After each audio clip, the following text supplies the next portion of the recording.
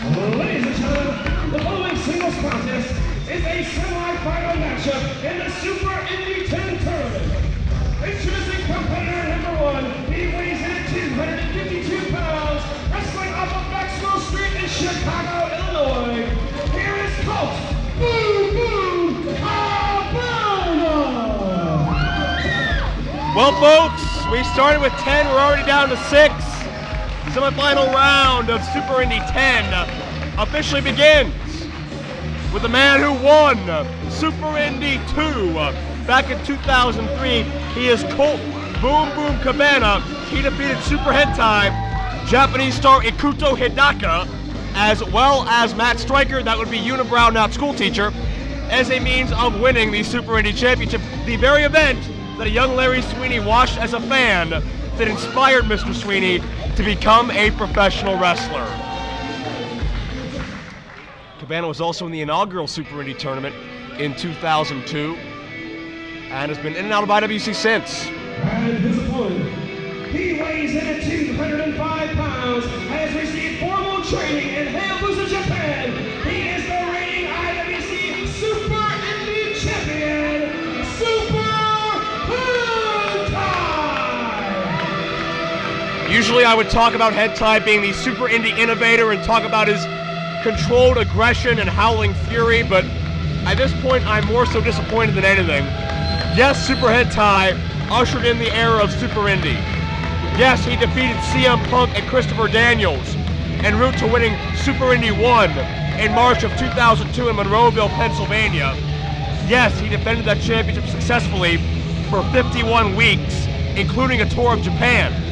Yes, it took none other than the phenomenal AJ Styles to unseat Hentai. And yes, he is the only 4-time champion and only man to win a Super Indy tournament twice.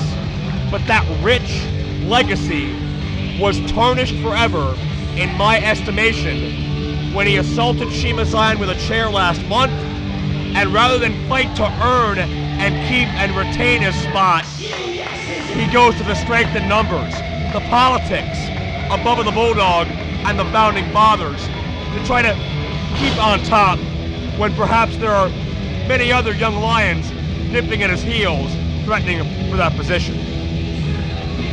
So, I'm sorry, you have a problem with the fact that Shima Zion, who tormented Hentai, who you know has a temper, Shima tormented him for months, if not a full year.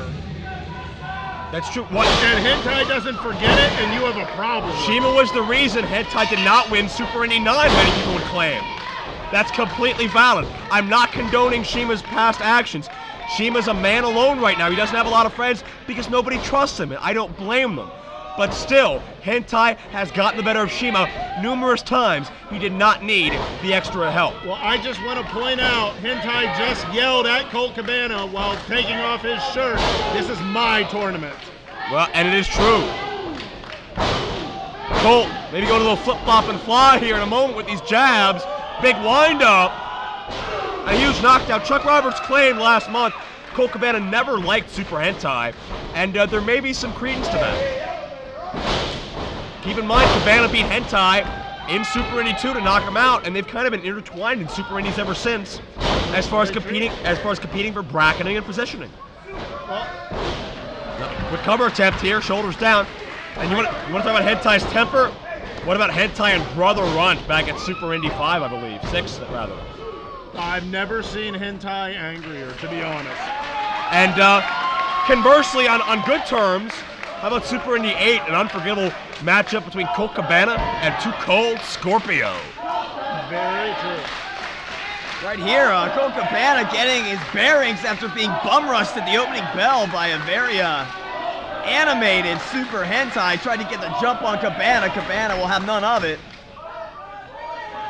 Keep in mind, these two men, the only two former Super Indy tournament winners in this tournament, to my knowledge, and that Cabana to the outside with the Pescado, that's what enabled them to receive this bye. Of course, Bubba the Bulldog kind of used some backdoor trickery, but you can't deny these two men deserve that, much like we saw several byes for past tournament winners in years prior. Cabana up and over the top rope. Very unorthodox offense for Cabana. It just shows what it's going to take. These guys are putting it all on the line for the Super Indy title. Well, you know what? Cabana's usually a fun-loving guy. He loves to get in the ring and entertain the fans, have a good time, and have a great showing, win or lose. But with something as important as Super Indy, Cabana's going to bring a lot more of a serious approach than he would in other matchups. Cabana knows the level of competition. He's felt it firsthand.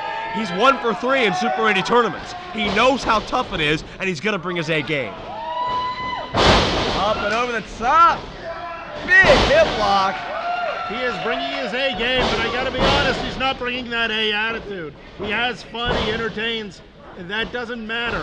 He's after a title. But how will that psychological advantage benefit him against Hentai? Hentai is angry, he's brooding, he's all business. You just said Hentai's angry and brooding. I'm going back to the case of Hentai v. Shima Zion. We see what happens when Hentai gets angry. But when you get angry, you can make mistakes. Sure you can. Sure you can. I'm willing to bet that Hentai's going to make a whole lot of mistakes on Boom Boom's head. You know what I mean. There was a mistake on Hentai's head, clapping the ears. That really hurts, by the way. And notice Hentai's garb is all you need to really tell his demeanor. The all black. We've seen it in the past when Hentai maybe had a disagreement with IWC or a disagreement with these fans. And it's back to that same attitude. Colt Cabana brings a different element to things. But Hentai... Cabana's knee got caught up in that rope, his knee and ankle. Cabana could have very easily torn something. That knee's just wrenched, and now Hentai going to work on it.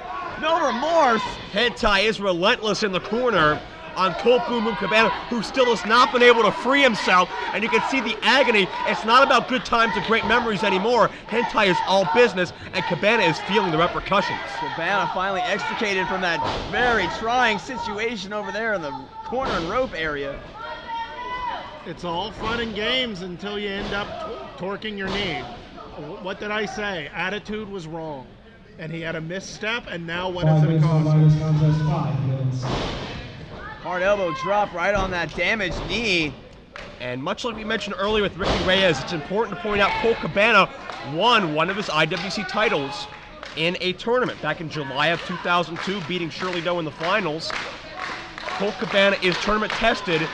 He is the only man, I believe, to have won an IWC heavyweight title tournament and Super Indy tournament.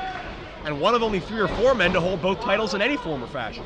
And actually, we're looking at 2 men who are 1 title away from both being Triple Crown winners here. Yeah, that's a very good point. Hentai again targeting that knee. Just pinpoint accuracy, dropping elbows, dropping bombs on the face right now. But here's what I think's the elephant in the room, gentlemen. You talk about the psychological advantage. Sterling James Keenan just being announced as IWC owner. The Founding Fathers thought they would enter this building and leave with 100% power and control. Now they have less momentum than they have in months, and SJK is calling the shots. What's going on in Hentai's mind right now, knowing the deck may be stacked, the tides may be shifted against the Founding Fathers if Sterling has his way? I'm going to be honest. I don't think it's affecting him much. Hentai is all business in the ring, and frankly, he's only been with the Founding Fathers 3 or 4 weeks. While still a member, I don't think it sinks in quite as much. I mean, he hasn't gotten used to being a Founding Father yet. That raises another good point. Who knows how long this plan was in place? Hentai could have been figuratively in bed with these gentlemen from the start. Very true. I don't necessarily think so. It seemed like they were courting Shima for quite some time. But we certainly saw where Hentai's allegiances lie. And you know what? With so much young talent like Facade and Gory and Shima, maybe Hentai felt too threatened. I think it's a showing of weak character for him to do it, but it shows the level of competition that he felt the need to do it. Well, it could just, you don't know that's what it was. It could have just as easily been, you're talking about people that he has come up through the business with. Love or hate. Let's check out this knee again, not to cut you off, Farnsworth, but Cabana has been trying to battle through the injury to the left knee. He suffered in the corner several moments ago, but Hentai has neutralized it. He's picked away at it. He's had that tunnel vision on one body part, and Cabana really has not been able to get back into the block, so to speak. Cabana definitely has a size advantage over Hentai. Not without that knee to stand on, he doesn't. Exactly. Hentai already found a weak spot and is taking as much advantage as he can. And again, Cabana not standing. Cabana doing everything he can to fight through the pain, but it's just got to be so difficult right now with that damaged knee. Gets a boot to the face. Cabana just needs a moment to get back, get his bearings about him, get his feet under him, and he's utilizing it right now. The problem is you heard something below the waist. It throws off how you can deliver a punch, a shot. There's a cover, 2-0. Nice man, King Parsons like offense right there. It's a butt to the face. Yeah. Variation of Cabana's flying apple to be so couth. Yes. And there's the bionic elbow. The flip-flop and fly. Second time, point of the elbow right in between the eyes. Anti on wobbly legs, Street himself, kick to the quadricep. Cabana able to put the weight in the right leg that time, Farnsworth, to drive down with a side slam. A smart move. I take nothing away from Cabana. Outside of the lack of focus, he is an amazing competitor. He's a great athlete. Here comes a flying apple. Able to shrug off the pain long enough to charge in. But you notice, again, didn't get all of it that he normally would. Didn't have the momentum and speed. Exactly. Colt 45 coming up by Boom Boom. No. Wait, inside cradle. Cabana's got this. Head tie reverses. And got it. No strength in that leg to muscle out. Moving on to the three-way finale. Super Hentai! Cabana caught in a small package, and there was no way to get out of it because that leg was essentially useless. He needed to power his way out of Hentai's grasp. It couldn't be done. Gentlemen, Hentai is right into the finals now. Only one match to get there. Can he do the unthinkable? Farnsworth, what would it be like if Hentai can three-peat as a Super Indy tournament winner when no one else has even ever done it twice? Well, you're saying what if? I think there's a very good possibility. I think he definitely has the ability and the stamina and the training and the anger to get him there. Will the Super Indy title remain with the Founding Fathers? Will Super Hentai make history again and take Super Indy to another level here tonight as the semifinal round presses on?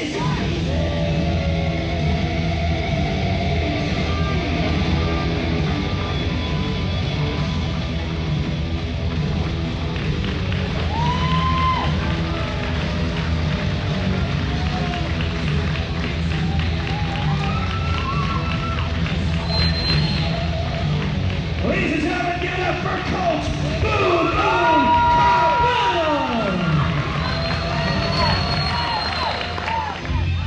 Introducing first, he weighs in at 172 pounds, and he's a roaming the streets at night, creeping while you're sleeping. IWC's own Michael the Bomber Facade! The Super Indy Ninja, as he's dubbed himself now, on the way to the ring. And gentlemen, win, lose, or draw the rest of this tournament, I think Facade has progressed by leaps and bounds here tonight, just by the victory we saw earlier in this broadcast. Certainly Facade is not resting on his laurels. He's not resting on that win. He wants to go 3 for 3 here in ring action, but the Bomber defeated former IWC champion Ricky Reyes, a man who we've seen legitimately knock people out that are twice Facade's size, but Facade found a way, Jayworth. Yeah, honestly, even if he doesn't get the title, he has gained so much from tonight. From his peers, from the audience. He weighs in at 3,333 pounds, wrestling out of Mexico City, Illinois. Here is Egotistico Fantastico! Naylor, where do they weigh this guy? You know what? I have no idea, but we've got quite a weight disparity between these two competitors right now, don't we? Well, I think we're looking at approximately a 3,150-pound weight advantage for Egotistico Fantastico. I'm not sure how Facade is going to be able to counter that. Apparently, I'm not sure the gravity of the planets, like Venus or something. I don't know what planet he got weighed on, but regardless. Facade doing a little bit of headbanging prior to the match. Not sure what the hell that was, but. It's just getting a little air through the dreadlocks. Well, a little bit of Matthew Justice headbanging, or should I say Mac Hetfield, but be that as it may. Oh, look out! God! It was a red herring. It was a swerve, a ruse, a sham, a charade, and a conspiracy. Facade just outsmarted Egotistico Fantastico. Absolutely bounding up those ropes and off the post with a beautiful plancha. Facade now, hard kick. Well, I think Facade is more rejuvenated now than ever before after that win over Ricky Reyes. Facade thinks he can take on the world right now, and he may be right. Ooh. Well, I think Ego might be knocking the reality back into him right there. Hard elbows to his head, a couple kicks. You can see the neck snapback of Facade as this matchup hasn't even gotten in the ring yet, a stark contrast to most of our Super Indy contests. And you can hear just how solid those blows are landing. Oh. Look out! Somersault plancha to the floor, senton style, as the suburban terrorist has been able to come out of the blocks hot, so to speak, before this matchup even officially started. And I think he caught Fantastico very much off guard. I don't think he was expecting that. Wait a minute, Facade now. Oh, God! Facade went to springboard up the guardrail and just got shoved head first into an entire set of wooden chairs. It's cliche, but that's why they call it high risk. No, you are right. That is pretty cliche. Oh, wait a minute now. We've seen this out of Ego before. Getting a whole hell of a lot of distance right here. Superman! Clears the guardrail. All the body weight down on top of Facade. I've never seen 3,300 pounds move that fast. I've never seen 3,300 pounds fly that high. Got the grace of a gazelle. But in all seriousness, you talk about momentum. All the way around the ring, that's what, 80 feet of running leading into that dive? No doubt about that. I don't know if we're using the same measurement system to measure that Ego uses for his weight. That might have been 1.5 miles. That could have been. Good news, the bell officially sounded. We have a match now. Second of 3 in the semifinal round. One of these men will join Super Hentai in the finals, and you gotta hope it'll be Michael Facade, based on his history with Hentai, and the fact that, well, Hentai may have a clear path to get that Super Indy title out of the door and three-peat as champion, having wrestled less than everybody else. We need somebody to stand up and take some of these titles off of the Founding Fathers. Very true, and if anyone has the ability, let them step up and try. Kings of Wrestling will be taking a shot at it. Ray Rose taking a shot at it.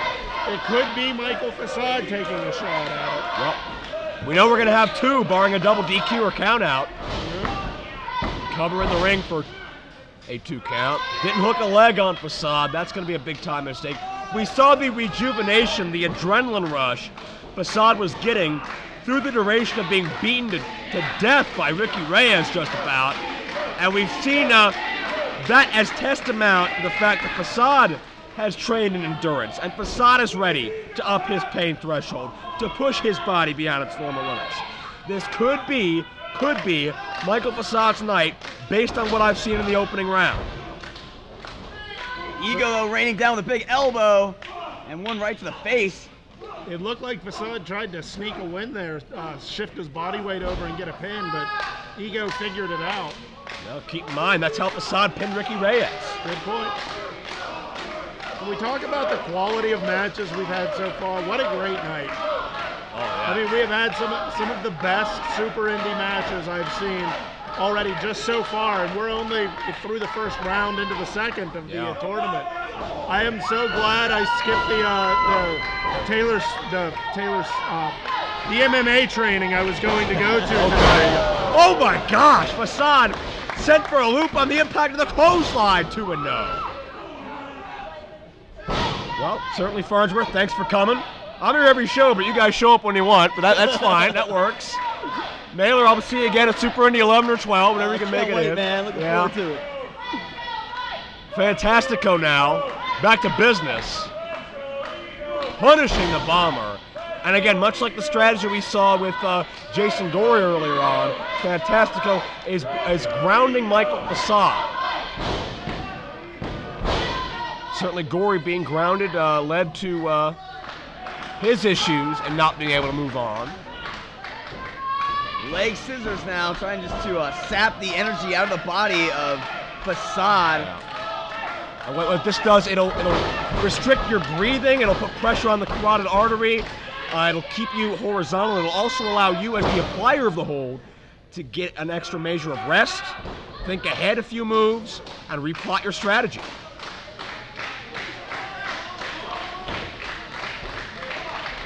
And apparently Ego's strategy is to get a little frustrated with the referee. Well, look at that referee, I'm not surprised. Which ref is that? I believe his name is Timmy Richards. Timmy Richards? Yeah. He's a good person. Hard slam from Ego. Follow through. Beautiful elevation, beautiful height in that leg drop. That's a leg drop to get a 3 count, but Facade still kicks out.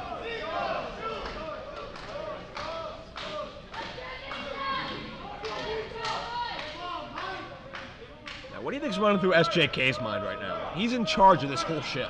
Well, as far as I know, he's never owned a company prior.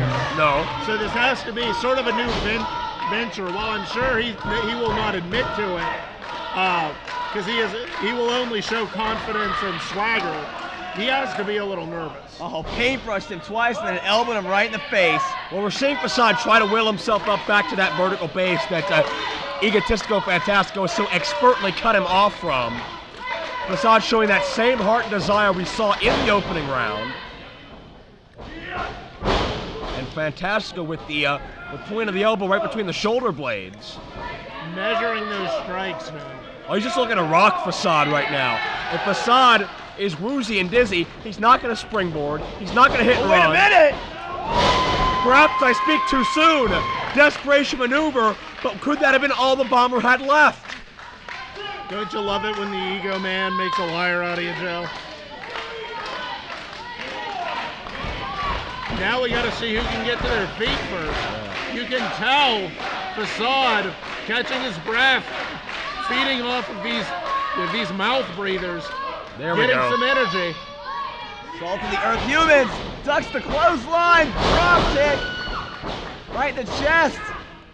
Manhattan drop, put some moves together right here.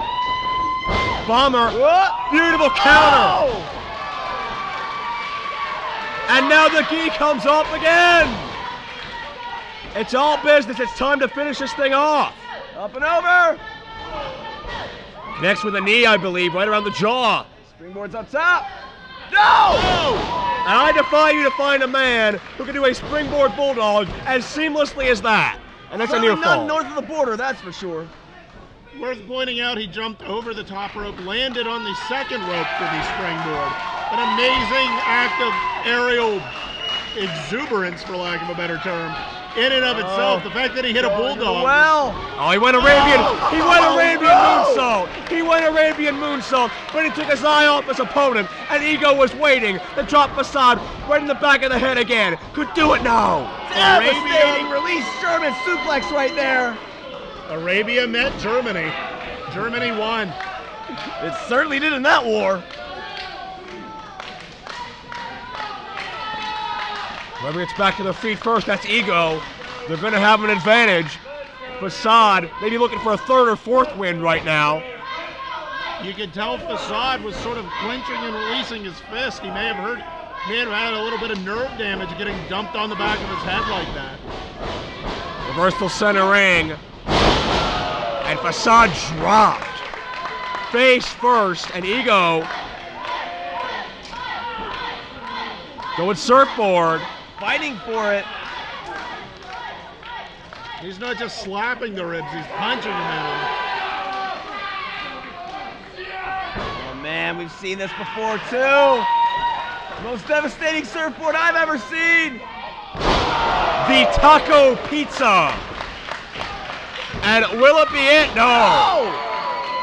Facade! Facade's back for seconds. Mustering up all the guts, and he's back to his feet. Look at this kid.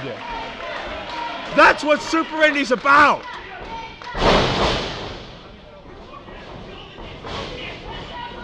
Oh, wait a minute, up top. Ego, high risk. Could it be? The I.O. Mark Marrow $5 salt. His variation of the Marrow salt for you longtime fans. Comical name, not a comical landing. But however, it was not enough. You can tell despite the sense of humor, Ego is not laughing. He wanted that to put him away. Thank you. I can't even yell at Chuck for that anymore. You could, but it wouldn't be very fair. And I am nothing if not fair. Oh, of course. Ego now looking to maybe put him away for good.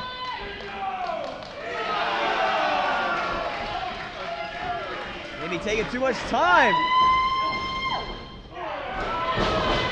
Facade able to capitalize. Has that STO, that judo takedown, tight cover, but a quick kick out. Check out Ego. I think Ego took a little too much time a moment ago, going for perhaps that queso killer, and now he's paying for it. Now he's got to slug it out with Facade centering. Powerbomb! Got all that. No, one! But Facade with the same spirit. 1 count only. He can barely stand, but he can damn sure fight. So much guts being shown by Facade. Putting it all on the line right here, Super Indy 10. This is not strength, this is not conditioning, this is just pure willpower. Drive, determination. And the impact of these shots speaks volumes. That tells the story. It looks like Ego's landing a little more to the chest, whereas Facade is hitting right at the base of the neck. Oh! The base of the cheekbone on those forearms. Ego's the bigger man in terms of stature, but that doesn't necessarily measure heart, and that's what Facade is showing through and through throughout this tournament. It's the only reason he's standing. Threads are flying right here as Facade is being rocked, but he's rocking right back. Hard chop. I'm wondering if it is that Facade is relying on strikes against the larger man because that is all he has left to put out there. Well, it very possibly could be. This is not Facade's style. You notice he's not running. He's not using the legs. He may not be physically able to use his legs to run and springboard. However, now opening up with the offense. Kick to the back of the head. Facade with a career performance perhaps right here. Does he have enough? No. You notice he was slower coming off of the ropes. He doesn't have enough left. But a standing boot still connects. And then he immediately goes to the ropes. He's not able to hold himself up.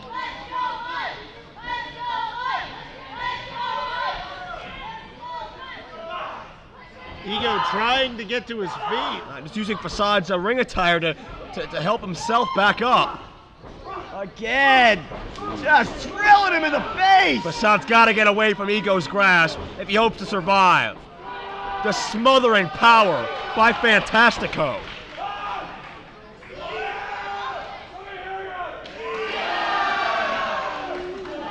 Oh my God. Yeah. Charge in, no. Took his eye off the ball. Sherman, near the bridge. Neck strength, no. And Jayworth, you can attest as well as I can, Facade spends hours working on bridges and neck strength. That's the only reason he was able to get that pinning combination. Very, very true. And I can tell you I watched firsthand as he learned essentially a workout set from Low Key, who has probably some of the best neck strength I've ever seen.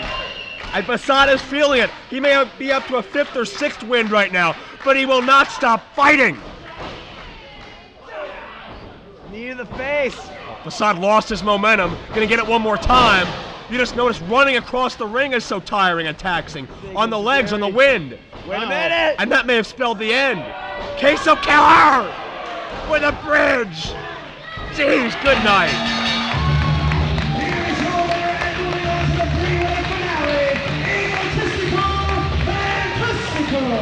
Facade kept coming. Facade kept fighting, but his body was beginning to give out on him. Facade went to run through with a strike, lost his own momentum, lost his own balance, couldn't follow through. And that moment of hesitation, that moment of reprieve is what Ego needed to follow through, drop Facade in the back of his head, and advance to the finals. Fans, as this show started, they might not have known much about Ego, but oh my God, is he ever proving himself here tonight. Ego could join that list, Farnsworth, of guys who make their IWC careers in just their first night. The tattoo on the ribs of Michael the Bomber Facade is part of the hexagram. What it essentially shows is water over fire. That is the idea of controlling a situation. There was a point in the match where Michael Facade decided, I am not done. His body was giving up on him, but his spirit said, I am not done. And he stood up and continued to fight. If you want to believe that he was at a lower level, he has now ascended. He has shown everyone here just what he is capable of and what he is made of. He deserves the applause he is getting right now. And he deserves the respect of Egotistico, Fantastico, and all the entrants in this tournament. Regardless of the outcome, I'm so upset we won't get to see Facade confront Hentai in the finals. However, Facade, he may not be the winner, but he'll be one of the names everybody's talking about on the internet tomorrow morning. But Egotistico, Fantastico could be at the top of that list as the Super Indy champion. Super Indy 10 tournament. Introducing first, he weighs in at 195 pounds, wrestling out of Panama City, Florida. Here is Adam Cole. This man right here will be the man someday. But is that day today? Adam Cole rounded and punished Jason Gory to move on to the semi-final round. What will he do in the semis? His opponent, he weighs in at 194 pounds, wrestling out of Tijuana, Mexico. He is the Generic luchador, Generico. I have a soft spot personally for El Generico. I gotta say, I would love to see him cement his status in IWC with a win after being on hand to witness so many of the professional and personal tribulations he's been through last year. What a great way to continue that rebound than to branch off into IWC and have instant success. We've seen it before, but he is facing what many call the future of this business. This may be the 8th match of this show, but this could be a main event anywhere in the world. I am pumped for this one. Can I ask a question? Go for it. Can he get that cake from Chest Flexor? Oh, stop it. You got it fit. That's a tag Flexor-esque. Flexorian? I'm still working on who is Chest Flexor, let alone what is Flexorian. He may be unemployed after earlier. Maybe quadriplegic. There you go. Adam Cole has not moved a muscle since Generico made his entrance. This young man is focused. Or he was just waiting for everybody to look at him again. Could be true. Yeah. Took an advantage to a hot dog the second he had the opportunity to.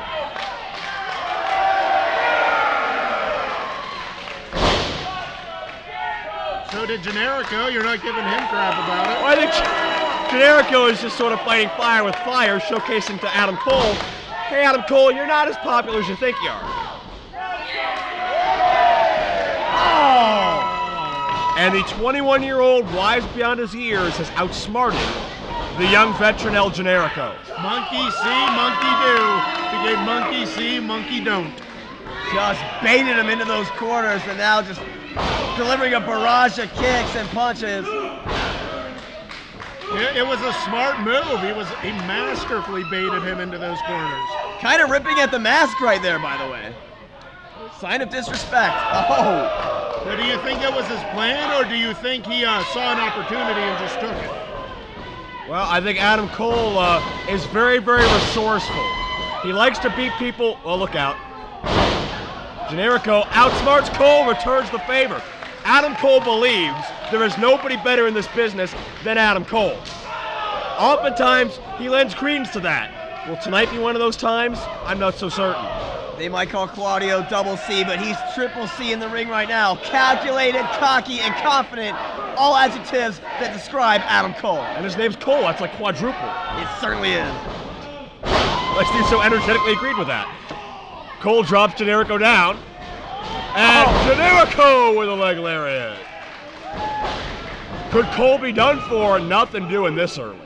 No way, getting some, seeking Cerise out on the floor here, trying to get some distance from El Generico.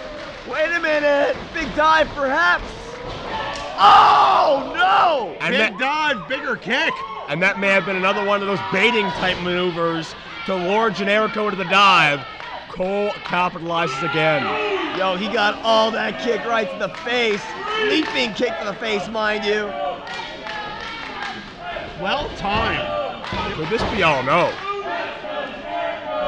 With the track record of both of these men, it is a shame that one of them will not qualify for the final round, but Super Hentai is waiting, as is Egotistico Fantastico. Either one of those men in that mix really ensures for a classic Super Indy finale. Very true, but to quote the Highlander, there can be only one. There you go. Where's the free birds? Anyway. Adam Cole, much more focused and aggressive than we saw him in the first round.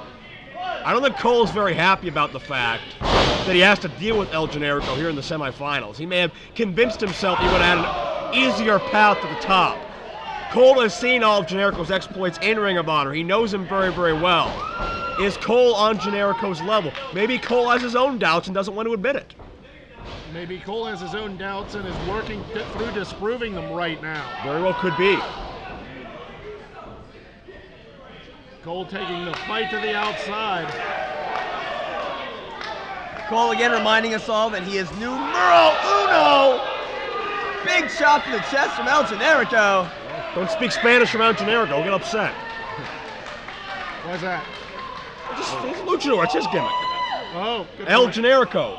That means the Generico. Well, yeah, but doesn't that mean that he would, that's the language he speaks? Well. How would you speak to him? French? Yeah.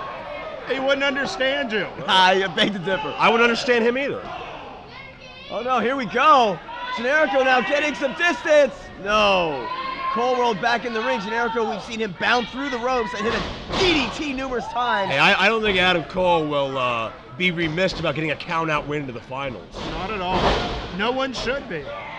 Oh, now the Zeus-like vice grip on the head and neck of El Generico. Really? We're going the Zeus route? Okay, there we go. It's the first thing I thought of. Well, he only had 2 moves, so might as well dip into them. Rip him. Wait, he's going for the mask. Speaking of rip him, trying to rip at that mask. It is not a DQ here.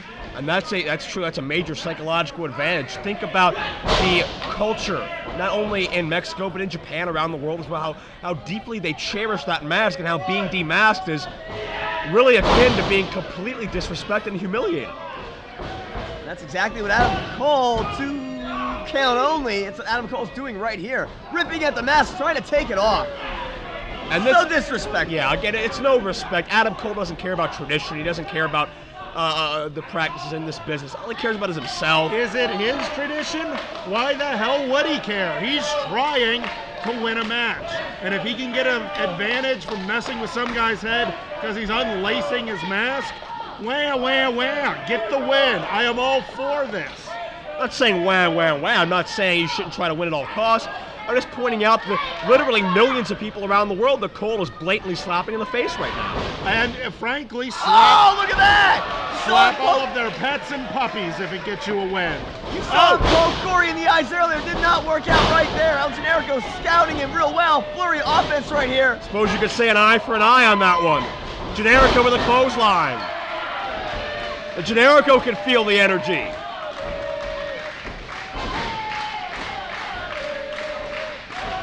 A house of fuego right now. I don't even know if that's the right Spanish word, but I'm going with it. We'll go with it. Casa de Fuego. Low bridge. Show Dombrowski one-ups me again. El Generico now looking for something big.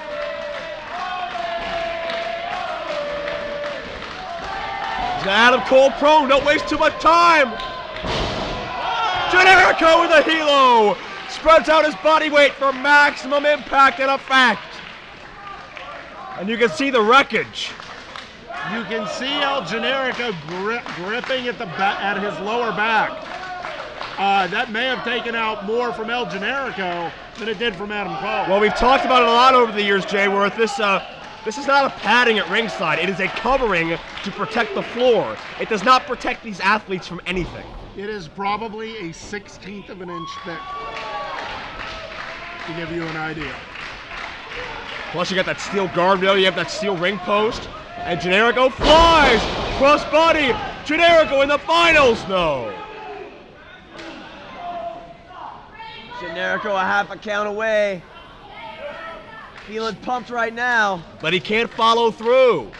Generico inching over to Cole, but you see it's taking a lot of energy for Generico to move himself because perhaps that damage done to the back on the dive. Very true. Blue Thunder driver averted. Maybe not. Got it that second time. Done? No. And Cole the worse for wear. Not to say Generico's much better.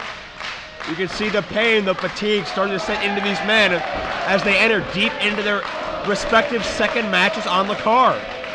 The problem is, even if he wins this match, Generico still has to deal with another match. Oh! Generico going for that tequila sunrise suplex. The German by Cole. Almost got it. How close was that? Very. And Cole showing signs of frustration. 10 minutes gone by in this contest, 10 minutes. And how could you blame him? Well, let's be honest. Cole wants this over as quick as possible. Oh, he yeah. thought he had it there.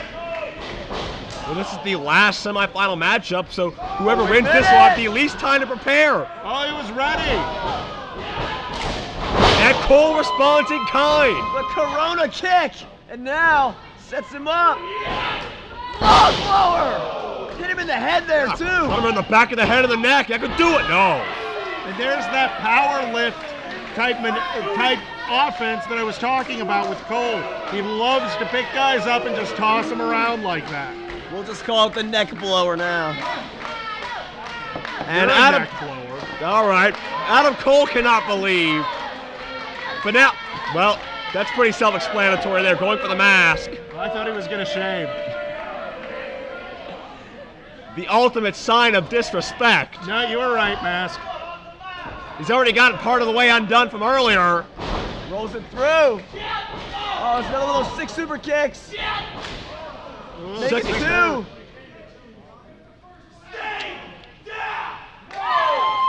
Oh no! A sign of defiance from El Generico. The cover 2. Got it. No. Another close, long 2 count. I'm going to guarantee you that third kick hurt a little more than what El Generico did to Adam Cole. The one thing Generico seems to have to his advantage right now is it seems Cole is focusing on that mask. Off comes the wrist tape. Off comes the wrist tape. Oh, wait a minute. You can see the focus in the eyes of Cole again. The eyes are the window to the soul. And with Generico inching towards Cole, it could be time. We saw it earlier. No! Pile driver, no. Good backdrop by Generico. He's still in this. Panama Sunrise counter. Generico with a driver. He's got it. No. Again, inches away. You saw Cole actually use his neck to get up under the thigh of Generico and get the room to kick out on that. A smart way to get out of that pin. He was strapped pretty well. And Adam Cole is dead weight right now, motionless on the canvas. Generico signaled for the end. He might have been thinking to go brainbuster, but Cole can't even move at this point. Looked like he was trying to butterfly him up. Cole pushing Generico away. Cole may not know where he is right at this point. Cole is so dazed in that Michinoku driver. Trying to buy himself some time. Might not even know where he is, guys. He should be insisting on a count from the ref. Well, we have some kind of injury here. The referee can't stop this match. It is his prerogative if he wants, but Cole doesn't want anything to do with the official either.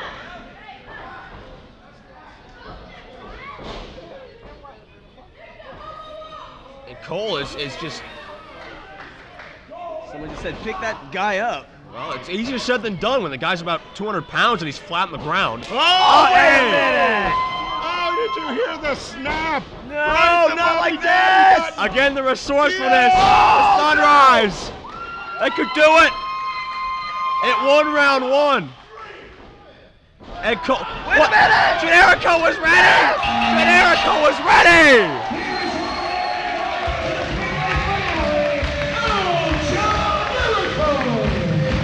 Again, you push your body beyond the normal limits, and Cole can't bear it. Adam Cole's overconfident. Got the best of him now. He's just barrage of kicks on El Generico. Such lack of sportsmanship here. This is not what Super Indy's about. We've had great sportsmanship up to now. Oh, he posted him too. Right on the edge of that ring post. And Adam Cole cannot bear to accept the fact he will not go home as Super Indy champion. Damn, he's out of it. May as well get you some. Maybe some significant fines levied, or this may cost him future work in the International Wrestling Cartel. There will be repercussions for this to Adam Cole, whether it's in the ring or behind the scenes.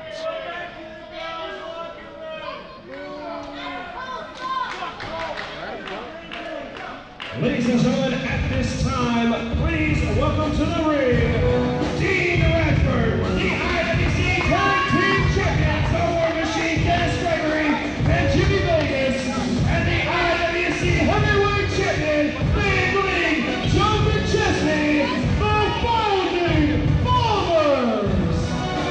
Well, first time these gentlemen have been allowed out here, en masse, since we found out that Chuck Roberts signed over all the IWC ownership papers to the returning SJK Sterling James Keenan. And with Bubba the Bulldog not here tonight, there is no power, or very little power at best, for the Founding Fathers to wield. No one's coming out, Joe. They may have left the building. Oh, we're not still There we forcing go, it. there we are.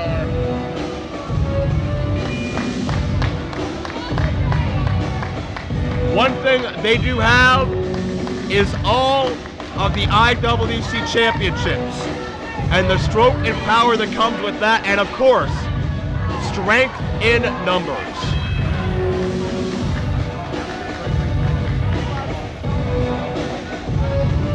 You have to believe that this is a deflated group. No matter what they're showing right now, despite the fact that they still hold all the gold, there's a level of being deflated right now. Well, they thought at this point they'd have 100% control. That is far from the case at present time. Now that I've survived the second coming of Sterling James Keenan, and I've got a live mic, zip it and listen up.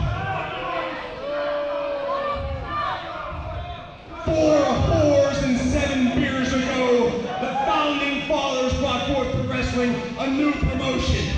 That's classy. And one thought, that all you wrestling fans are jagoffs. Real dignified. Great representative. Very accurate. Let Vegas talk. Let him swear some more. Let's offend some fans. Good. The last time we met at IWC ring, I slapped you in the face and slammed the chick you bring to the ring. Tonight, I'm gonna slap you in the face and slam your bitch that you bring to the ring. What we're trying to say is, SJK, Elemental P, it doesn't matter to him or me. We're what's causing all this. So stop asking us for autographs, stop trying to buy our t-shirts and our posters. Ask not what the Founding Fathers can do for you, but what you can do for the Founding Fathers. And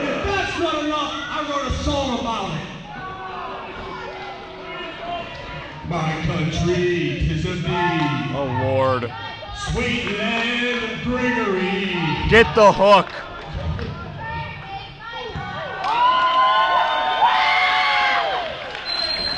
Ladies and gentlemen, making their return to the IWC, Claudio, Castagnoli, Chris Hero, the King of Wrestling, Jimmy Vegas. Danny Gregory, it's no secret. The founding fathers have been running roughshod all over IWC. But in a few moments, you're going to go toe-to-toe with greatness. Claudio Castagnoli, Chris Hero, the kings of wrestling. We personify pound perfection in professional wrestling, and you will see that very shortly. Ain't no doubt about it. Yeah. Ladies and gentlemen, back to ringside. Hit that music. Strength in numbers or not, this will be a tough test for the Founding Fathers. Make no mistake about it. Ladies and gentlemen, the World Tag Team Contest is scheduled for one fall as the IWC Championship. Already in the ring, weighing in at a combined weight of 484 pounds, representing the Founding Fathers, they are the reigning and defending IWC Tag Team Champions, the War Machine, Dennis Gregory, and Jimmy Vegas. And their opponents, they weigh in at a combined weight of 474 pounds, wrestling out of Metropolis and Switzerland respectively. There is that young knockout kid, Chris Hero, and there your opponent, Claudio Castagnoli, the Kings of Wrestling.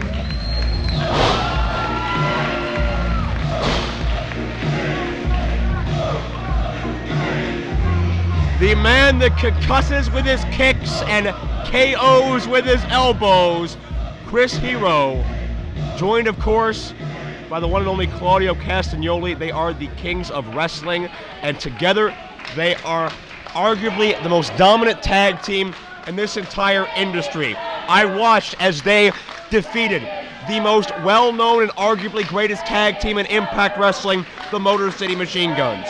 I watched along as they defeated arguably the greatest tag team in the history of the WWE in the past 10 years, Charlie Haas and Shelton Benjamin, wrestling's greatest tag team.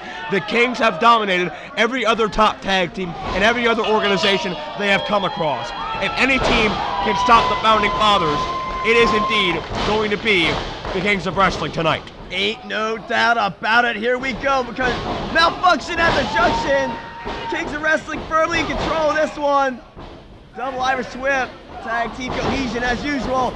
Double big boot. Well, Gregory was taken out early, and Vegas on the receiving end of a double team.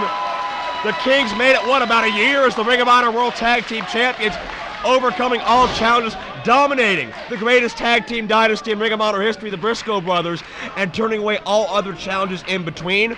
Of course, we would be remiss if we didn't mention the Queen of Wrestling, Sarah Del Rey, that was by their side for much of it. She is not here tonight, however, and if there was ever a night the Kings did need someone watching their backs, it's tonight. If the Fathers can find a way, it's going to be likely in the form of Dean Radford running interference on the outside. Very good point. Astute observation from Joe Dombrowski here. The Kings without their queen tonight. You know, I think we can all attest when the Kings of Wrestling reformed, there was a shockwave that went through wrestling.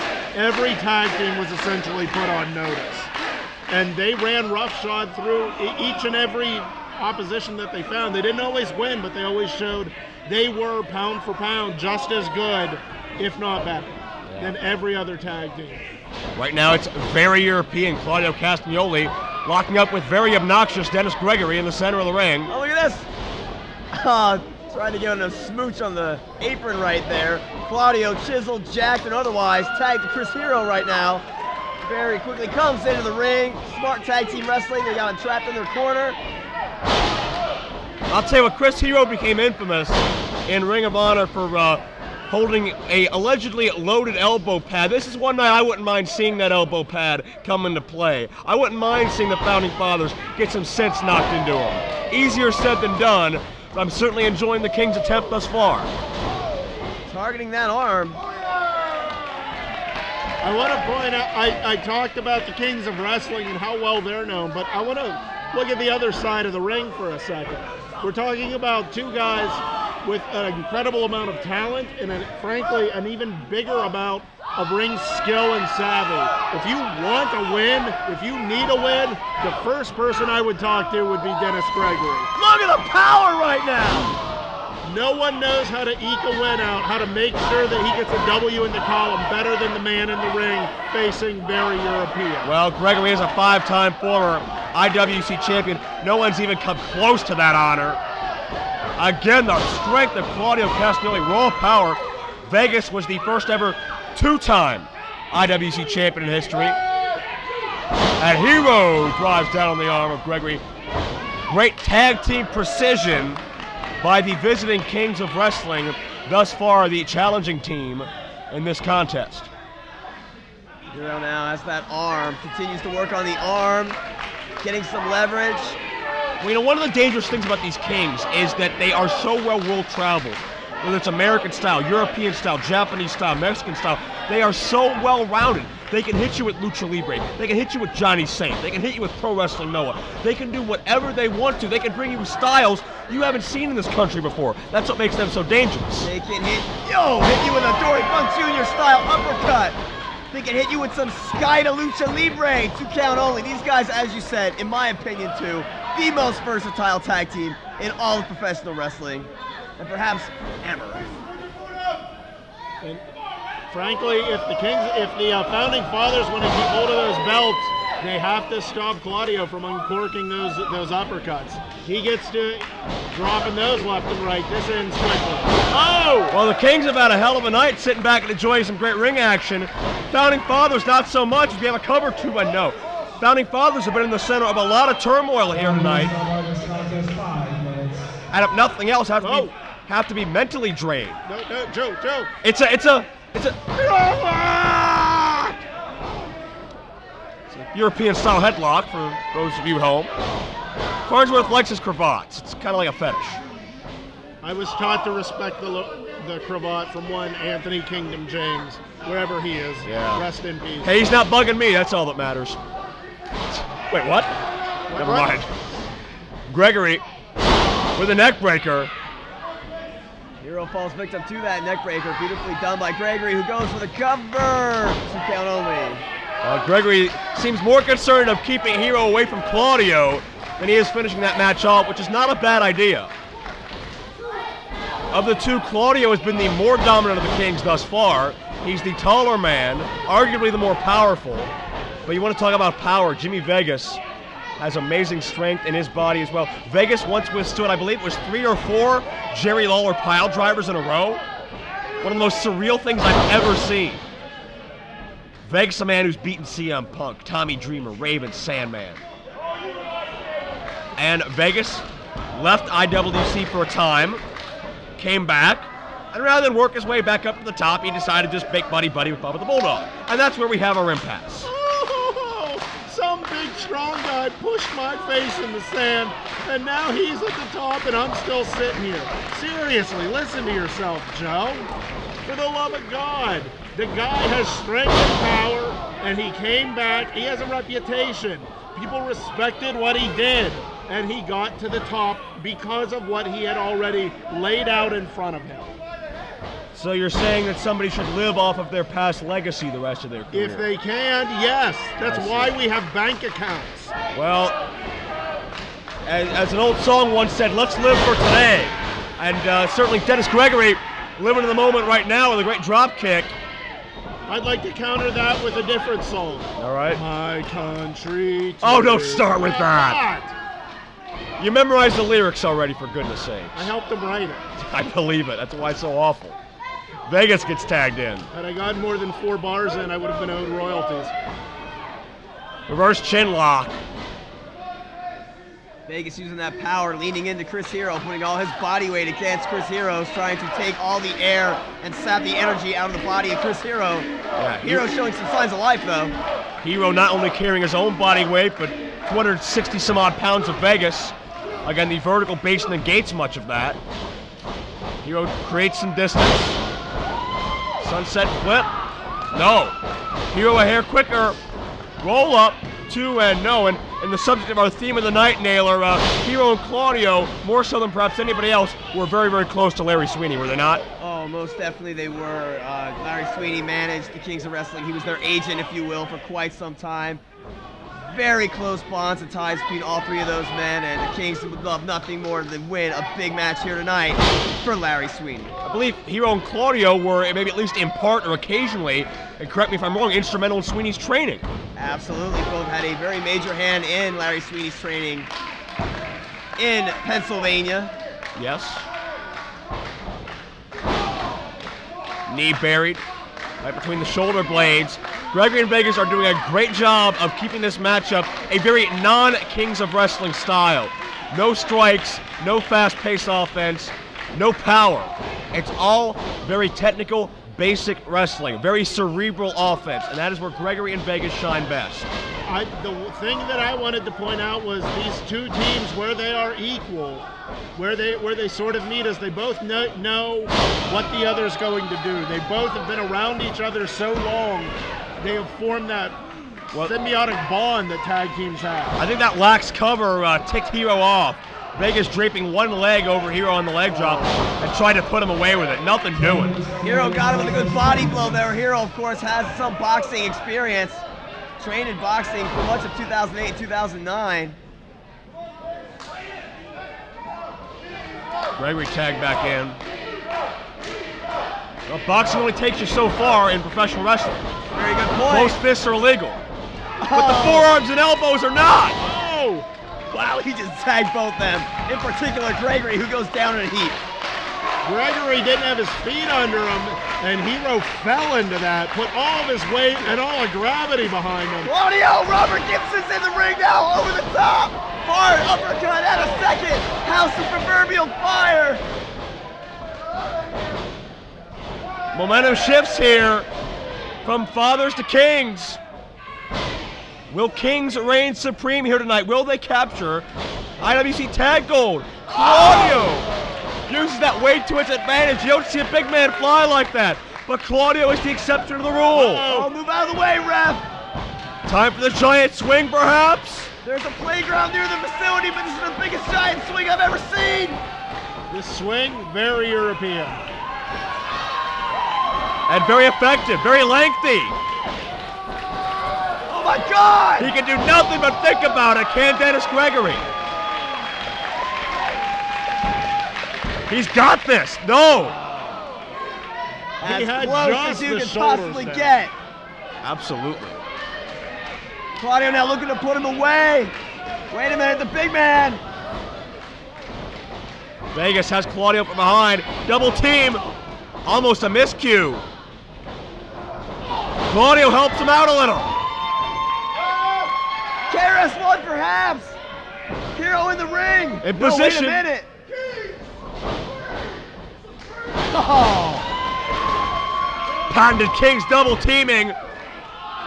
All the blood rushes to the brain on the suplex attempt. That Hero hammers it home with a forearm to the back of the head. When a team has about 200 different combination moves, I'm allowed to get one wrong every now and then. Beautiful tag team maneuver, though, by Claudio and Chris. Claudio now gets some room off the ropes. Oh. Wait a minute. Vegas out there. Hero able to negate that momentarily. Watch Dennis Gregory. Claudio's taking his eye out the ball as Hero hits the ring post. And Hero's down on the outside. Vegas just tagged. It's 2-on-1 here on Claudio. Favoring those eyes. He still can't see. The double team worked that time. And Vegas, full Nelson slam. The father's got this. And that's a huge win. That is a massive win. And still IWC Tag Team Champions, the War Machine, Dennis Gregory and Jimmy Vegas, the founding father. The father's just arguably beat the best tag team in wrestling today. They eliminated, it was divide and conquer. Got rid of Chris Hero and put it to Claudio. Yeah, you can't help but be impressed with that win right there. I respect the win. Dean Radford did not get involved.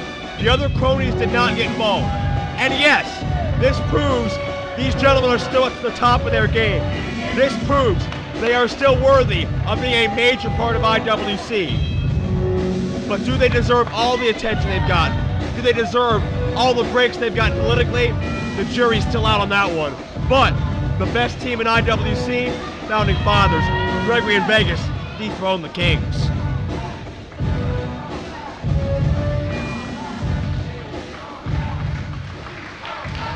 Ladies and gentlemen, let's hear it for Chris Hero and Claudio Castagnoli, the Kings of Wrestling! Standing ovation for the Kings.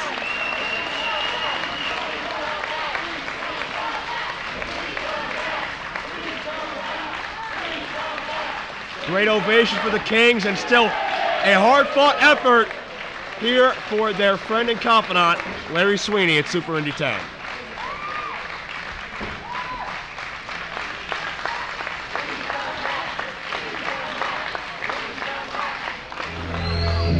Ladies and gentlemen, the following singles contest is scheduled for one fall with a 60-minute time limit, and it will be for the IWC Heavyweight Championship. Introducing first the challenger. He weighs in at 250 pounds, formerly from Cleveland, Ohio, now fighting out of Houston, Texas. Here is Rowe!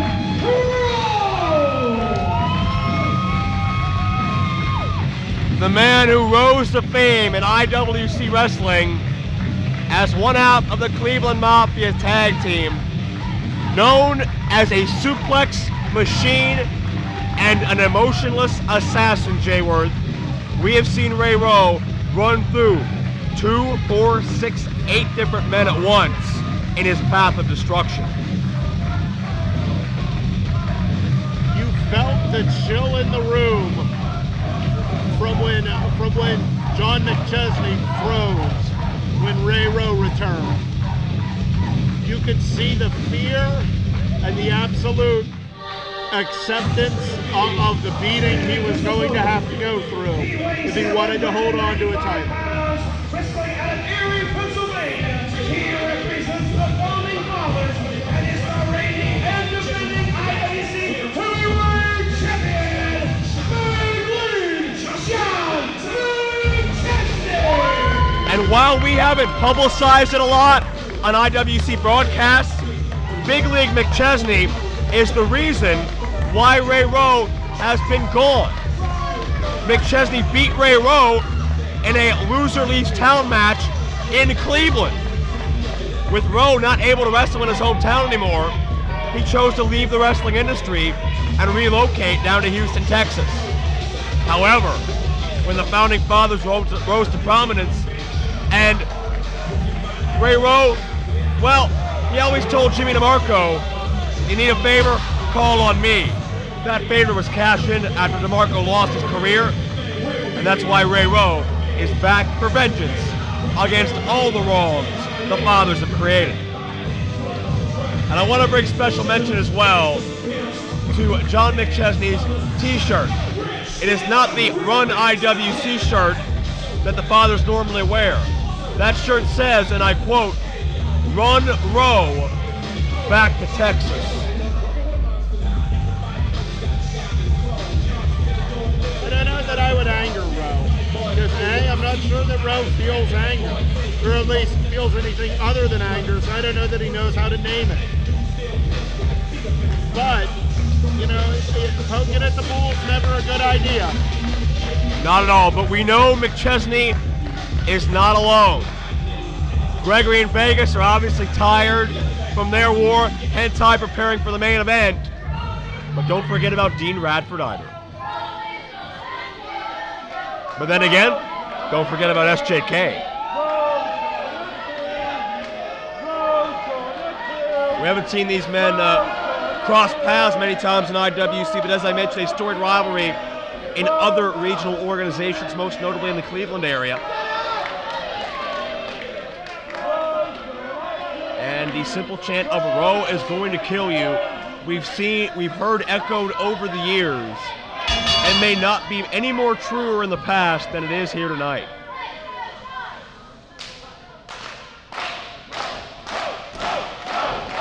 Rowe showed a little emotion there, getting their clap started here. And I think being away from the business, being away from, let's just say, past bad influences in his career, and being able to refocus himself has helped maybe shed that emotionless assassin handle he once had. Ray Rowe is not coming here simply to collect a paycheck and hurt people like he used to. This has more personal stakes for Ray Rowe than it used to be. Because Ray Rowe, Jimmy DeMarco earned Ray Rowe's respect. To where Rowe said, if you need a favor, call on me. And the Founding Fathers are the ones that ended DeMarco's career and embarrassed him on the way out the door. Ray Rowe has always been a competitor. He's always been a straight shooter, as they say. And you know he does not appreciate that type of conduct. Yeah, I got beef with the Founding Fathers simply for ending the storied career of Jimmy DeMarco.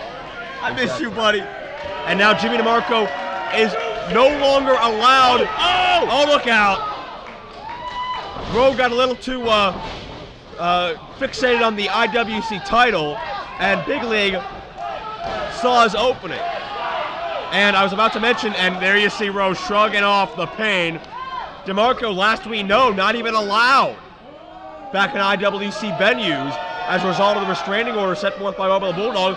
That's why he's not a part of this evening, and you know he'd love to be here and be a part of so much that's been going on here this evening. Yeah, no doubt about that. And McChesney's one of the toughest strikers in the business. Oh! But he didn't even budge Ray Rowe. Yeah, but Ray Rowe budged just him. budged him. There you go. Dude, why? Shut up! Great minds thinking alike. Now Ray Rowe. The momentum, the velocity sends McChesney barreling off that buckle down to the canvas. I believe McChesney, the impact forced his gum out of his mouth.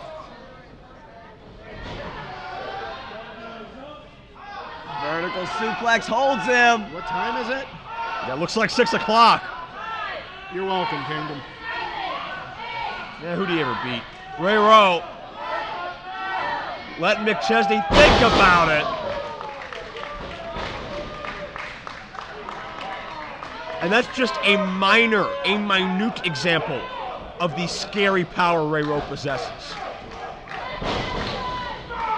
Oh, a running strike.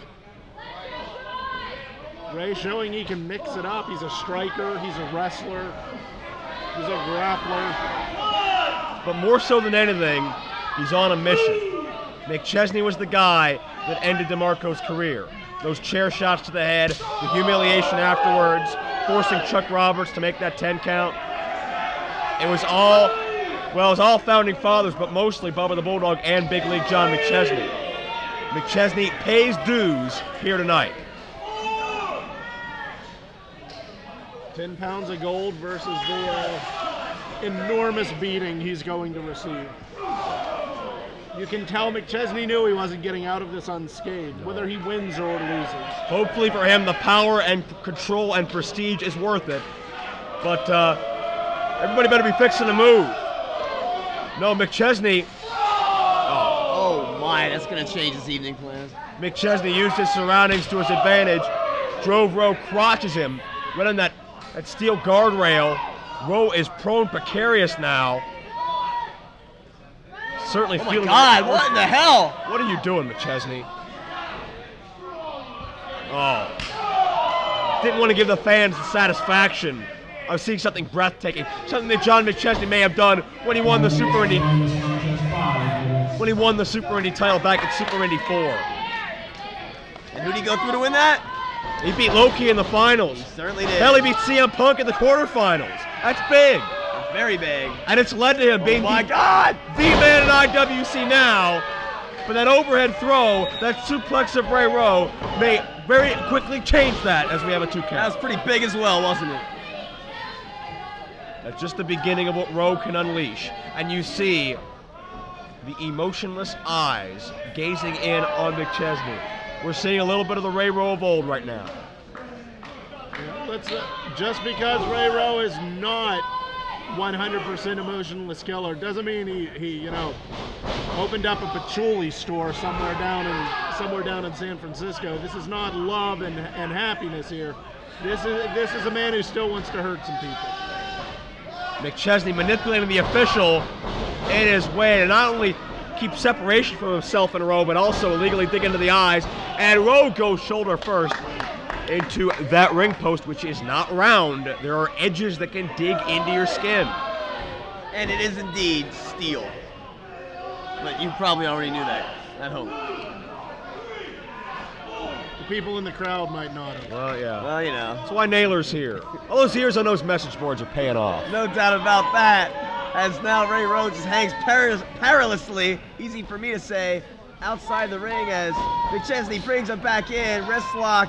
Divorce court right on that arm. Or 2-0. Well, explain your divorce court reference. Hold on here. Divorce court. You divorce the shoulder from the rest of the body. It doesn't just separate the shoulder, it divorces it. Certainly does. Thank you, James E. And I would like to point out that Big League John McChesney has taken advantage here. He saw an opening. He is staying on Rowe. Oh! That's a McChesney specialty. He's a great bridger in his own right, but to no avail at this point. Rowe able to escape McChesney right back on top. Just digging away at the throat, the face, anything to get his hands on. And you can already see the discoloration really setting in on Big League's chest after this match so far. And the longer this goes, the more that's going to irritate him. More shades of Super Indy 4, what you say? Very true. Shades being the right term. Purple, black, some yellows, some browns.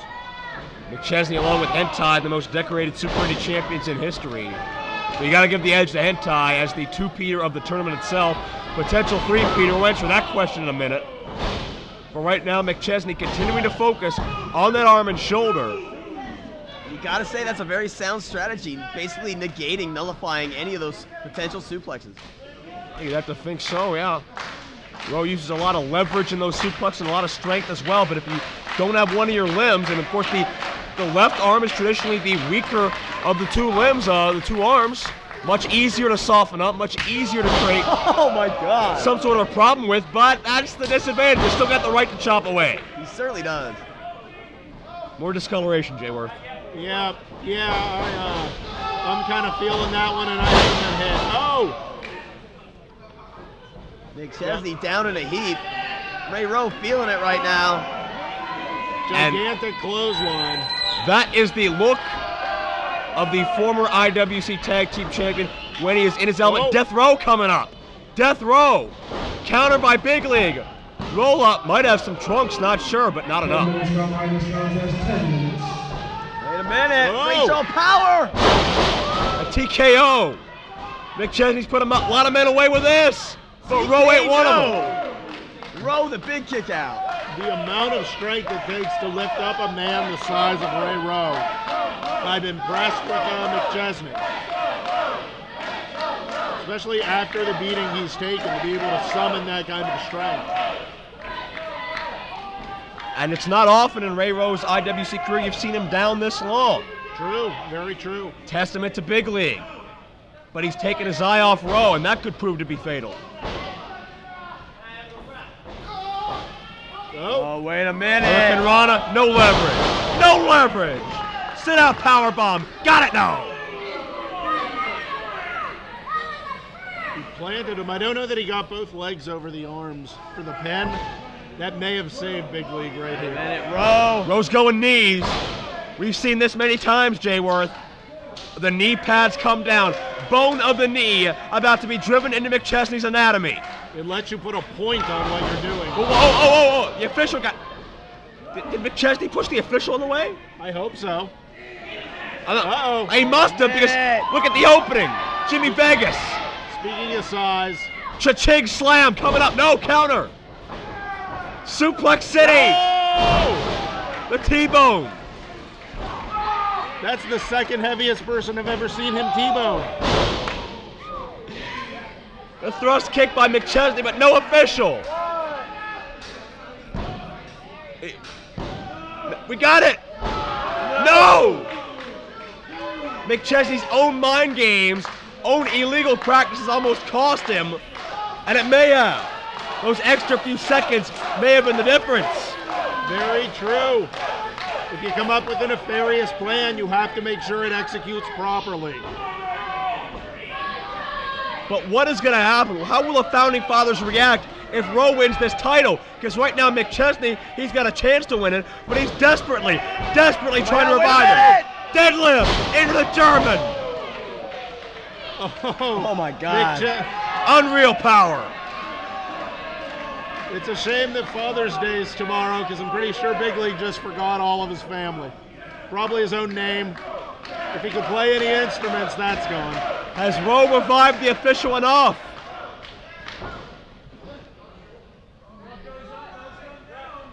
Looks like Rowe's looking to finish off Big League, but again, making sure the official's in position.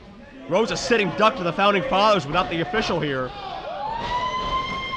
But that momentary lapse, that necessary lapse, still ended up backfiring. Wait a minute. McChesney in a precarious position right here, trying to fight out of this situation. And does. Wait a minute. Right back up. Walks the ropes and sends McChesney 3/4 away across the ring. Again, the scary power, but agility as well. Look out, that's Dean Radford. That was Dean Radford. Radford pushed into the steel. Denny Gregory from the back of the building. Clothesline, he's gone, landed on his head. The vultures are circling Ray Rowe, but this entire group is being held off by one superhuman man. Vegas is up, but he's gripping his arm. He's checking on Gregory. Oh, no. Oh, I think Rowe thought the official was a Founding Father member. Rowe just pushed the referee. But regardless, it leads to Death Row. Death Row. New champion. No. Wait, no, whoa. No, what? Come on. Oh, you can't do it, Joe. No, we needed this. Rowe is our guy. We needed this. Ladies and gentlemen, here is your winner as a result of a disqualification and still. Oh, come on. Damn. Heavyweight champion, Big League, John McChesney. He had it. If it wasn't for these Founding Fathers circling Rowe, Rowe would have never been on the defensive. Yeah, good, do it! Do it! Well, normally I wouldn't condone that, but tempers are flaring. But now Rowe again is a sitting duck. If the Fathers weren't out here, Rowe never would have done that. And he would be IWC champion right now. Rowe was robbed. And the Fathers would have some power stripped away. Why was their latitude showed when the Fathers interfered, but not when Ray Rowe pushed the official? The Fathers never touched Rowe. They never touched Rowe when the official was watching. There was no grounds for DQ. He came close enough. He got in the ring. Company. We got Shima, we got Gory, we got Facade. And check out these three standing tall. Gory and Facade have not trusted Shima in months. What's baby face flipping in the ring? It ain't easy. What's their relationship? Are they aligned? Guys with chairs. Well, you know what? Sooner or later, your luck's gonna run out. All of your luck is gonna run out. Oh, well, guess what? I just had a conversation with the new boss, Sterling James Keenan. And he told me some very interesting information. You see, we have a show August 20th, right here, back in the Courtime Sports Center. A show called Cage Fury.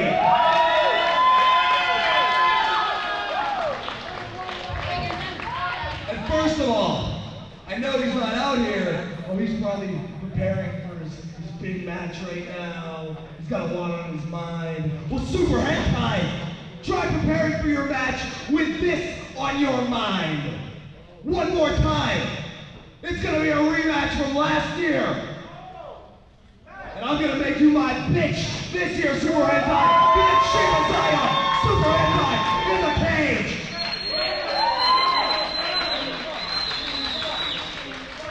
And as for you, John McChesney, you Dennis Gregory, and you Jimmy Vegas. SJK just told me the three of you are gonna be in a cage match against Flippin' Ain't Easy.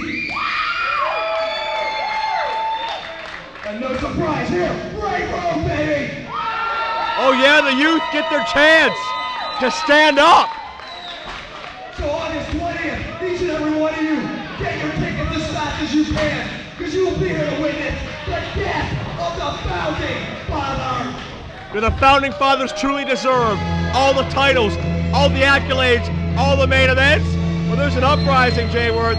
There's an uprising from the youth of IWC, Shima, Facade, Gory, and an old friend back to help things along in Rowe.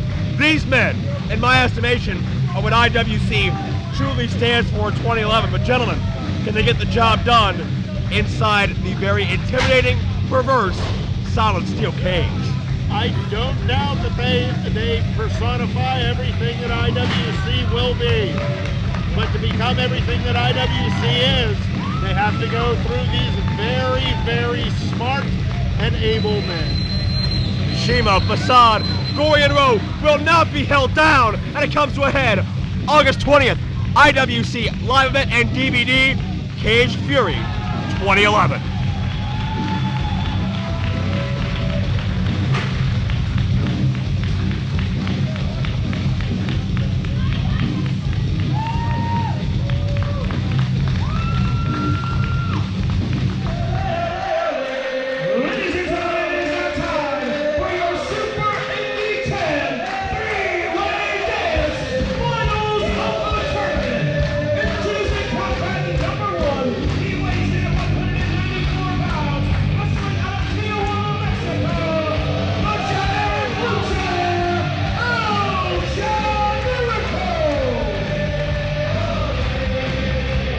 Generico's had a very eventful night thus far.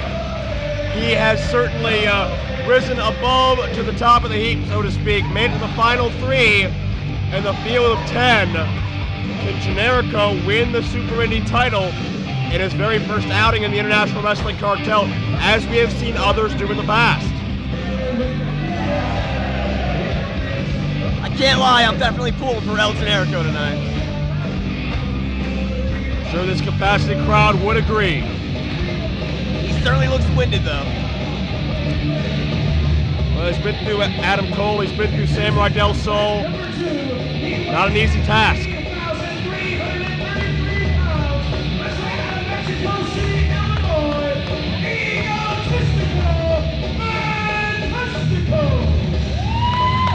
I think Ego might be down to about $32.99 after the workout he's endured here tonight. We've seen him face Tyler Stone. We've seen him one-on-one with the Bomber Facade as well. Two great young athletes. Both men put up a fight. Facade put up a huge fight especially. And Fantastico's a bit of an enigma. He's kind of tough to figure out. You don't really know where his head's at. You really don't know what he's all about. But you know in this ring here tonight, he is all about the Super Indy Championship. No ifs, ands, or buts. Well, I'd like to point out, for the finals here, we have 3 masked men. We do. One of the advantages of a mask is you can partially hide what you're thinking and feeling. And introducing the final combatant. He weighs in at 205 pounds. He's standing formal training at Hunter Bruce's Japan. He is the reigning IWC Super Indy Champion, Super Hentai. No one has ever won the Super Indy tournament thrice. No one has ever gone into Super Indy a defending champion and left with title intact. Hentai could make all kinds of history. He's just one match away from doing it. Well, let's not forget, there was a point where the Super Indy tournament was going to go away. And it was the efforts of Super Hentai that brought it back. If anyone has ever personified this title, it's the man carrying it right now. He indeed is the personification of Super Indy, the conscience of Super Indy. His name is synonymous with Super Indy. Can I make a prediction? You may do your best. The mask guy's gonna win. But That's why you're the best in the business. No doubt about that. Oh. Hard punch from Super Hentai. Get things started with a bang. There's an elbow to El Generico's face. Hentai, the aggressor right here in the early going. I can already tell you, Hentai's game plan is why kick the crap out of one, kick the crap out of both. I think Hentai realizes he has no friends here, and Hentai's reputation precedes him. He is the incumbent champion.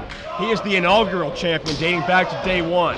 And frankly, he has always been the gatekeeper of IWC. If someone else is coming in here, he's normally the one who eventually tests them. Look at this here. The two men have gone through far more than Super Hentai in this tournament to get here. Teaming up here. Hentai sends Ego to the floor. But Hentai has it, well, I don't want to say has it easy. Colt Cabana's never easy, but he has had the less grueling evening of the three. No doubt about that. A win over Colt Cabana is a huge thing, but it's still just one person. Yep. Cover, 2-0. And inversely, El Generico probably had the hardest with Adam Cole deciding he wasn't happy with the outcome and taking a couple of shots afterwards. Well, and you can see Generico took a bit of a stutter step, a hesitation before moving out towards Hentai there, because I believe his bell's still a little bit wrong from Adam Cole's, not just the match, but the post-match assault. Generico doesn't seem to have all his wits about him right now, and that is a very, very deadly situation to enter into against Super Hentai under normal circumstances, let alone the Super Indy Finals. Beautiful dropkick on the top rope by Egotistico Fantastico. Taking advantage of the distracted Hentai even, as now we got a couple chops. Oh. Clearly one of these men has a height advantage. Hentai packs so much power and muscle onto that frame. Hentai has very rarely been the biggest dog in the fight, but he's more often than not been the most ferocious. Yeah, Hentai definitely has a. You want to say that the size has sort of motivated him. Cover.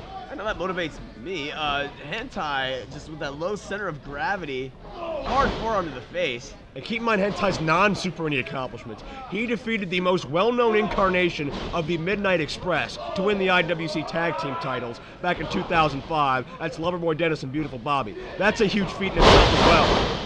Generico missed one, got the other. Bittersweet there for Generico, who gets two. And who can forget Hentai and a balls hot Troy Lords in a battle to the finish? Oh, last man standing match for the ages. Who could forget that name? There are very few competitors that could go through that match, much less win it. Beautiful Russian leg sweep. And again, Generico favoring the head area. Both trying to shake the cobwebs loose and favor the back of the neck. Generico is not 100% right now. Hentai, a veteran of what, some 13, 14 odd years, knows how to detect that and exploit it. Very true. And Hentai clearly still has his wits about him. Sending Hentai into the atmosphere with that big time drop kick. And if I am correct, 2 falls will win this contest. This will be elimination style. Believe so. So, strategy is a very important part. These two men oft compared. El Generico, Egotistico Fantastico, going toe-to-toe in the center of the ring right here. One thing worth pointing out, you will not get counted out as long as there are 2 men in the ring. Yeah. Hentai taking his time at the floor. That's correct. Gets to clear those cobwebs, catch his breath. And really, it's up to Generico and Ego to figure out somebody's missing. Hentai being very resourceful right now, and certainly Smarts is part of winning the Super Indy tournament. It's not just endurance. It's not just going balls to the wall, to coin a phrase. Oh, wait. Captures his leg. Oh, wait a minute. Hentai picked his spot beautifully. There's a reason Hentai spends all that time in the gym, and that's it right there. Hentai seized the moment, and not just the power, but again, the height of Hentai came into advantage. He was able to get up underneath Ego and Generico, pop the hips, as they say, and lift both men overhead. Incredible show of strength. I'm kind of lost for words after that. Hentai biding his time, waiting for someone to get standing. Now, Northern Lights. Another move Hentai's made famous. Likes to do a series of Northern Lights ending in the full moonplex. However, we didn't see him in that exchange. Very true. Great rotation on the power slam. Deep hook on the leg, and Generico was almost out of it. Lifted him high and curved him over. Textbook. Hentai charging in, but we've seen Ego go back to that face plant a number of times tonight, but it's worked every time. Oh, boot to the face. El Generico, brainbuster. Could be it.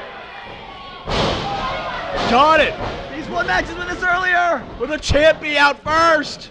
Yes! He is! Wow!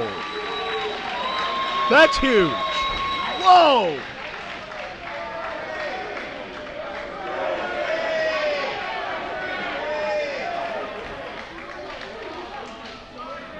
The bell rang. Ladies and gentlemen, Super Hentai has been eliminated. There we go. I think everybody was just caught so off guard that somebody with the fight and tenacity of Super Hentai ended up going down that early, but that shows you the impact of the brainbuster of El Generico. And it comes down to two. Egotistico, Fantastico, El Generico. One of these men is walking out here Super Indy champion. And this is what it all comes down to. This is what it's all about. 10 years of Super Indy greatness leads to this. The destiny of one of these men's dreams is about to be realized. Two debuting athletes, one set over the top rope. El Generico now. Wait a minute. And Generico with an Arabian moonsault. And Jayworth, with the deep field we have, so many former IWC title holders, would you ever expected it'd be Generico and Ego? No, I gotta say, I was honestly picking Hentai to go the whole way. You got it. However, I want to point out two things. One, a member of the Founding Fathers has now lost a title. That is huge. That foundation has cracked further. Two, there was some controversy with that count. Hentai definitely has a reason to complain and ask for at least a match against whoever wins. Generico's got a tennis shoe. Got a couple of them. Boxes the ears. With those Adidas. Judgment call by the official, but hey, let him go. It's Super Indy Finals. But the Founding Fathers thought this would be a banner evening for them. They'd leave with all the control, all the power. And now, this may have been their worst night since forming. Ouch. And Generico sent the outside. Hard punch to the face. Ego running some laps around the ring. We've seen this earlier. This is wild. And connects a second time. All 3,333 pounds of him came charging and flew over at him. This has to be the end of Generico. Giving it up for Egotistico Fantastico here at Super Indy 10. This could indeed be his night. Again, not resembling a normal Super Indy tournament style matchup, but when competition gets this intense, tempers certainly flare over. A completely chaotic final here. They're up in the bleachers. I'm having flashbacks to Generico and Steen again from last year. Using these bleachers as an offensive weapon. In a minute, Generico says move. What in the world is he doing? Well, they're calling a shot here. We're near the back of this building. We apologize for as our cameras are trying to scramble into a location. Generico sent to a stack of chairs. Wood, plastic, steel, the whole 9 yards out there. Egotistico did a little bowling. Ego now stalking his opponent. Measuring him. Oh, and you heard that shot, fans. As Generico just falls in a heap to the floor. Back in the ringside area. Oh, headbutt to the face. Solid headbutt. Jeez. That's what I like to see. Shades of Super Hentai. If you're going to do it right. But Back in the ring. Ego knows you can't win the matchup in the crowd on the floor. Generico's had so much damage done to that head and neck in this entire tournament. But Generico still has life. Folded up in the corner with a suplex. Generico's got it. No. Oh, Generico, you can see the desperation in his body language. How badly he wants this to be over because he can sense the lights beginning to fade. He can sense the lights beginning to go out. Generico may not have much left to press on much longer. Generico's to his feet, but barely. Fans getting behind Generico now, showing respect for both athletes. Generico ascends the ropes. Into the DDT, all that momentum on Generico's side. Deep hook of the legs, got it, no. 2 count only. Odd positioning to try that roll up the way he did. I think that it inevitably worked against him. Ego able to sort of keep the momentum moving and push the weight off him. Generico now calling for the support of the fans and receiving just that. Wobbly legged, back to his feet, picking up Ego by his mask. Credit to Generico, who's been able to completely turn the tides in this matchup since it got back into the ring area. More of his domain, at least so it would seem. But Ego back on top. Powerbomb. Oh my God. Could this be all? Sent bounce like a basketball, now transitions into this high arc Boston Crab. And you can see there's very little space between Ego's body and Generico's. The further back Ego can sit, the more pressure is applied to the legs and the lower back of Generico. Expertly applied by Ego Fantastico. Ego now transitioning to a half crab. Referee asking Generico, do you want to tap? And Generico bridging up to try to crawl to the ropes hurts Generico more because he's going against the pressure. So much damage being done. Does Generico have enough left to keep fighting? You notice though, Generico now finally able to crawl toward the ropes now that he's got in it. half crab. The resiliency of Generico never ceases to amaze me, and it keeps him alive here in the finals of Super Indy 10. And Fantastico took full advantage of that 5 count. A smart move. Fantastico seemingly has things right where he wants them, raining down with a forearm to the chest. Now a punch in the face. Series of punches. I don't speak Spanish, but that sounded a little bit like go up. Well, he has Generico vulnerable. He has him prone. Or so we thought. Not what Generico now! Top rope brainbuster! Superhuman recovery skills. If Generico hits this, it's over. Ego self-preservation, trying to fight out of this! He's got a death grip on that top rope, does Ego, when Generico tries to lift Ego. Just battered him down to the mat, Ego up top! Mark Marrow, eat your heart out! The Marrow Salt connects, hook in the leg, got it, no! 2 count only. Stay away from the official, it can't end like that. Again, so close, but Generico, even if his body, even if his logic is telling him not to do it, his heart is willing him on. Both men just giving it everything they have, every fiber of their being right here for the Super Indy 10 Championship. Shot to the chest. Oh, in a second, did you hear that? Ego to the other corner. Oh, no! Generico a step ahead. The winner here will make headlines in IWC and all over the wrestling world. Will it be Generico? No! I am in shock. This is truly one of the best matches I've ever seen. A half a count away. Generico continues to fight. I am absolutely gobsmacked. I cannot believe he kicked out of that. You have to believe now what Generico is looking for. Generico says one more. Picks the man up by the mask. Ego's dead weight. You got to think one more would have to do it. He's got him in position. Pretty much dead weight though. It's a big man. No! Now where did Ego pull that out from? I'm not allowed to say without Wait a minute, here we changing go. the rating. He won that. Yes, there it is! Got it! The killer connects, and Ego wins with the queso killer. Here is your winner from Super Indy 10, Egotistico, Fantastico.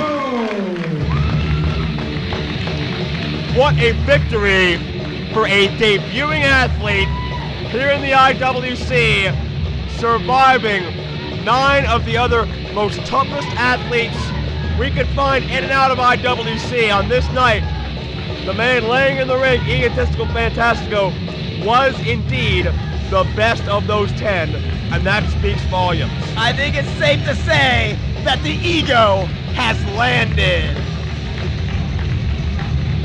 And now, you want to talk about bittersweet, the traditional presentation. Is the custom in IWC. Super Hentai will now present the Super Indy 10 champion with the IWC Super Indy Championship. Once again, your Super Indy 10 champion, Egotistico Fantastico. How must this feel for Hentai? I think you can tell by the body language he's not happy about it. Not at all. Well, why would you be? But will we see the respect that's been synonymous with Super Hentai? No, we don't. They gave him the title. Yeah. Not much of a ceremony, was it? I was fine with it. A little choked up. Oh, all right. Well, regardless of the means in which it was handed to him, the bottom line is that championship is now Egotistico Fantastico's. And Now there's respect being shown. El Generico doing the right thing. Ego earned that title.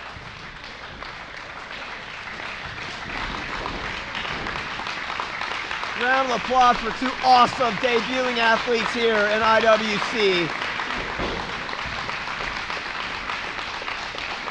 Once again, ladies and gentlemen, your Super Indy 10 champion, Egotistico Fantastico.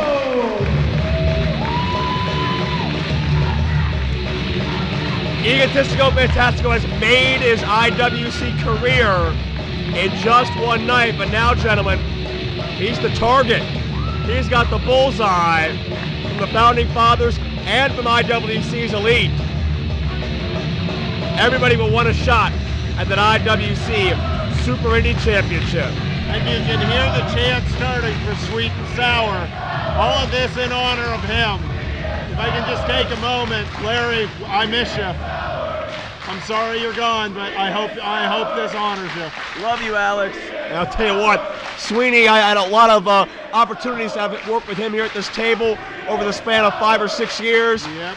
Sometime welcome, sometime he barged right in, but every single time it was interesting. All over the state in New Jersey, and I've had a lot of eclectic partners over the years, but none have ever been quite like Larry Sweeney. I don't think any ever will. They broke the mold when they made him. Tonight's about Larry Sweeney. Tonight's also about Egotistico Fantastico, but the legacy of Super Indy, the tournament that brought Alex Wybrow, Larry Sweeney, into this business and into our hearts, continues to live on. Sweeney will always be a part of Super Indy and IWC.